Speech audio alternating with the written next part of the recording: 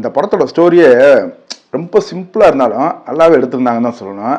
இந்த படத்தில் கதை எடுத்துக்கிட்டிங்கன்னா, ஒரு லூடோ போர்டு இல்லைன்னா நம்ம ஜுமான்ஜி படம்லாம் பார்த்துருப்போம்ல, அந்த கேம் விளாட்ற போர்டு, அது மணிக்கு ஒரு போர்டு இருக்குது.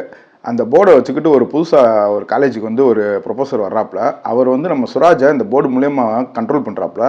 அதை வந்து நம்ம ஹீரோ ஜித்தின் வந்து பார்த்துறான். பார்த்ததுக்கப்புறம் இந்த ஆள்கிட்ட இருந்து இதை எப்படியாவது இது பண்ணி இந்த இதை ஒழிச்சு கட்டணும், இல்லைனா இவன் ஏதாவது இதை வச்சு ஒரு தவறான செயலில் ஈடுபட்டுருவான் அப்படின்னு நினச்சிக்கிருக்காங்க.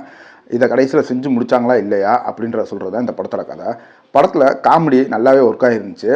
ஃபர்ஸ்ட் ஹாஃபில் சில சீன்ஸ் நமக்கு ரிப்பீட்டடாக ஒரே மணிக்கு அவங்க இந்த ஹீரோவையும் நம்ம சுராஜையும் கண்ட்ரோல் பண்ணுற சீன் ஓயாமல் வர்ற மணி இருந்தாலுமே அது சில இடங்களில் சலிப்பு தட்டுந்துச்சு தான் சொல்லணும்.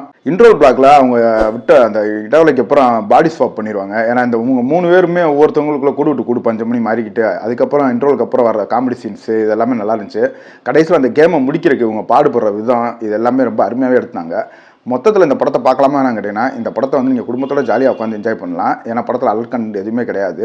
கண்டிப்பாக எல்லாரும் ட்ரை பண்ணுறதுக்கு ஒரு ஒர்த்தான படம் தான் இந்த படம்.